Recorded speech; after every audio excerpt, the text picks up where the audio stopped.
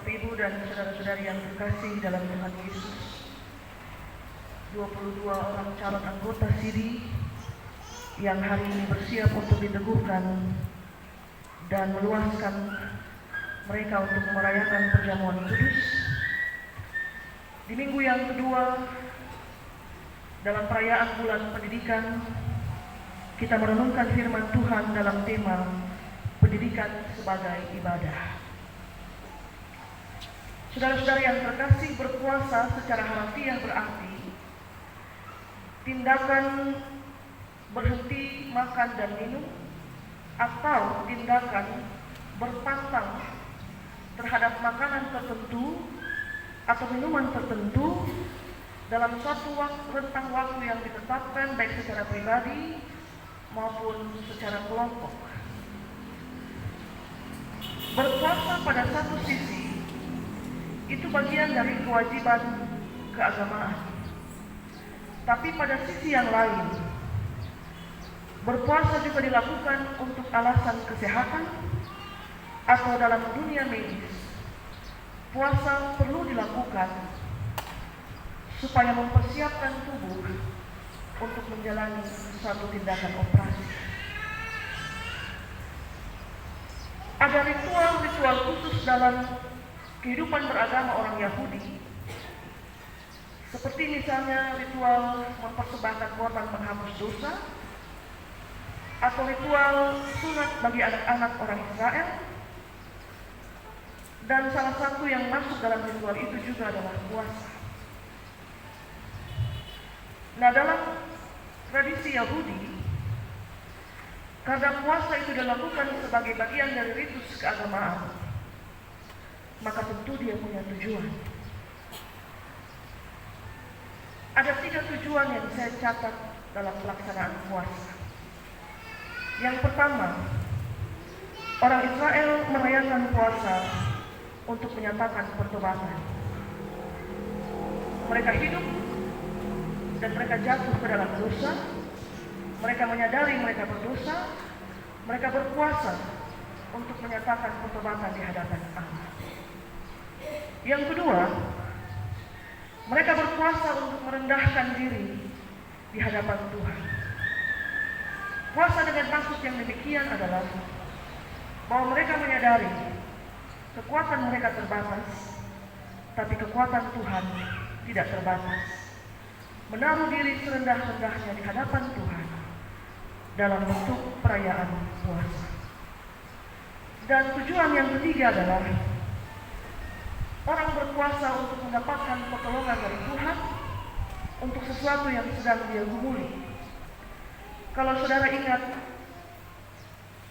Daud berpuasa untuk memohon pertolongan Tuhan bagi keselamatan anaknya dari Betseba yang baru lahir.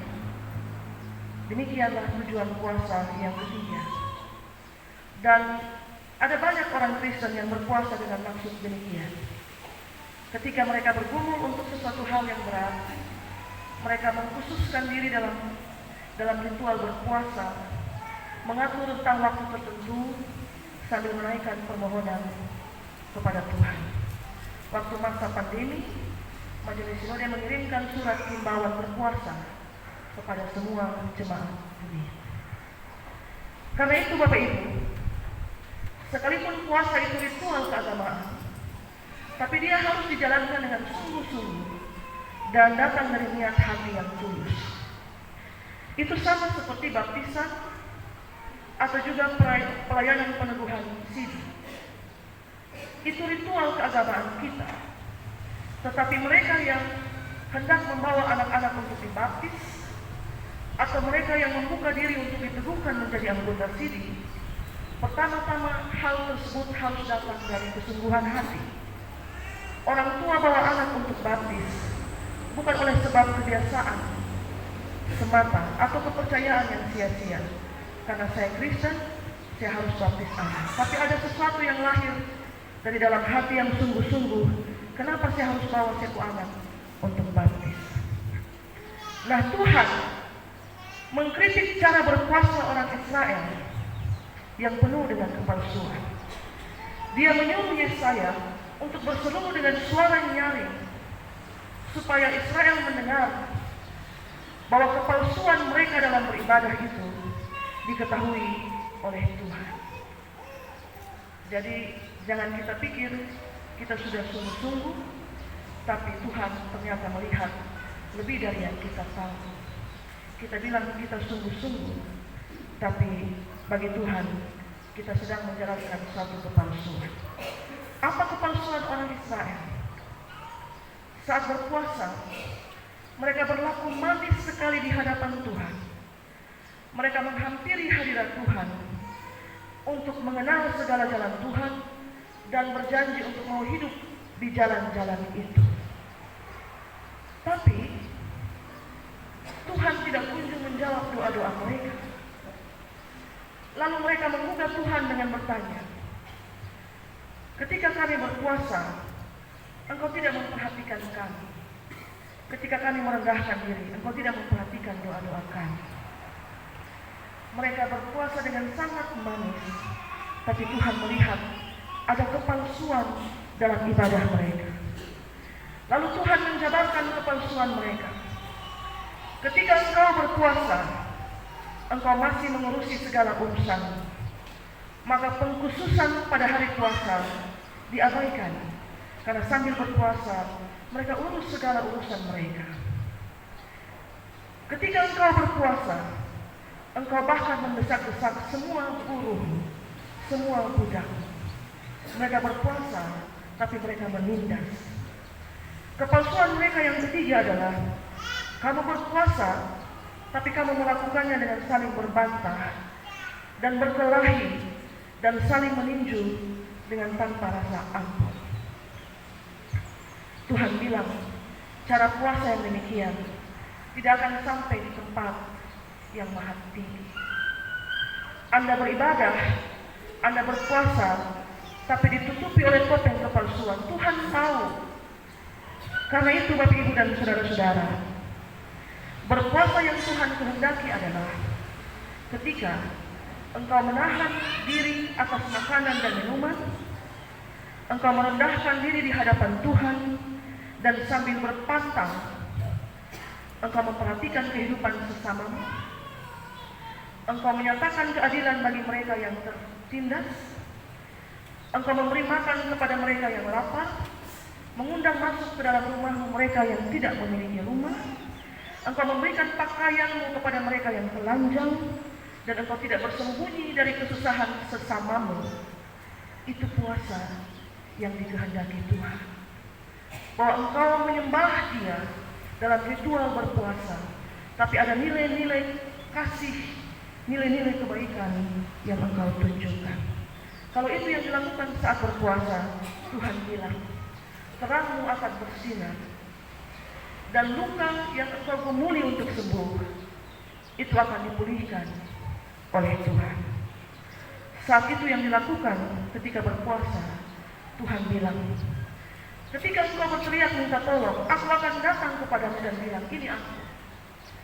Tuhan secara sadar memberikan diri sebagai penolong dengan mengatakan, ini aku. Ketika kita berteriak minta tolong. Jadi itu rahasianya, saudara-saudari.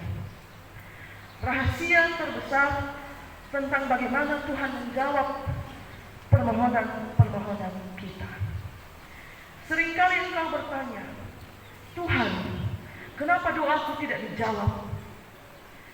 Tapi Tuhan mau supaya engkau bertanya kepada dirimu sendiri, apakah dan seberapa besar engkau menunjukkan kasihmu kepada sesamamu yang menderita.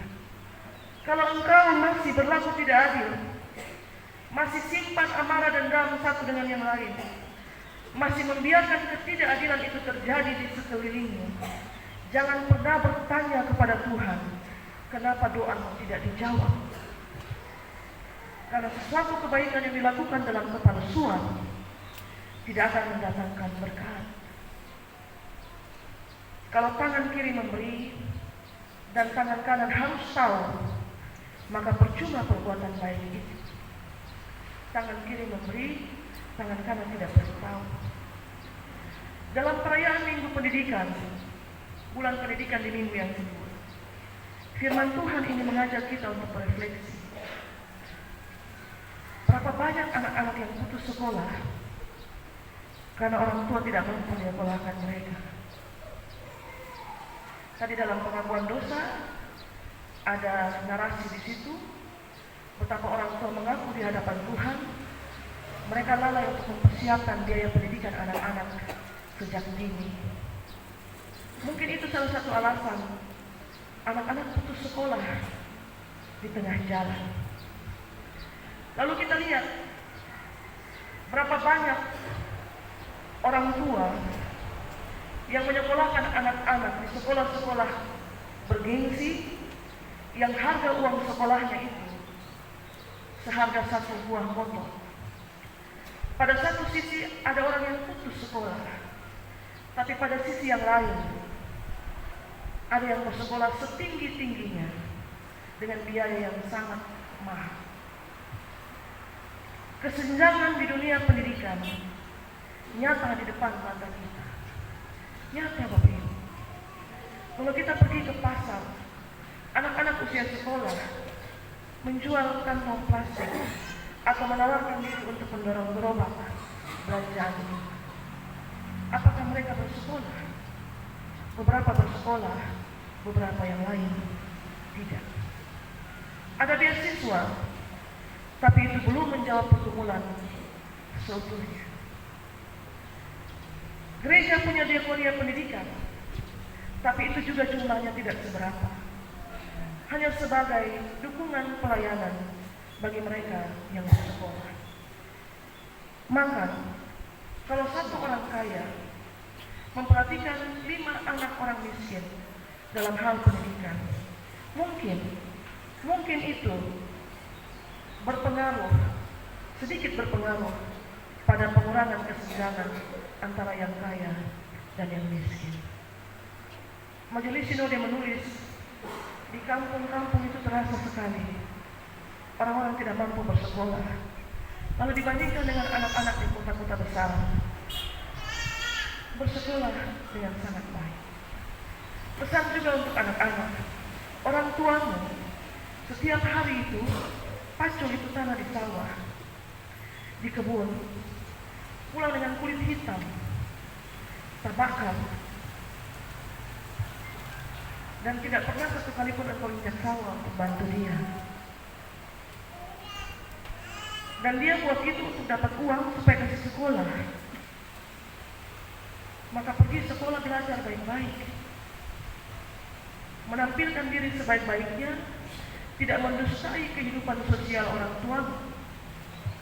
Karena tiap hari dia ada di sawah, main lumpur di sana dari pagi sampai sore.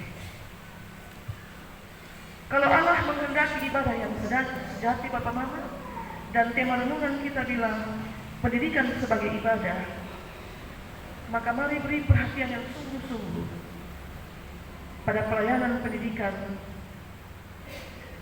baik secara lembaga maupun secara perorangan. Itu tugas kita. Perbuatan baik kita mungkin nampak tersembunyi, Bapak Mama, tapi asalkan dilakukan dengan sungguh-sungguh dan bukan dalam kepalsuan, di mata Tuhan itu semua adalah berkat. Jadi biarlah setiap orang punya komitmen. Saya mau buat apa untuk pendidikan di tempat di mana saya tinggal. Dimulai dari hal yang sederhana. Itu bagian dari ibadah yang sejati.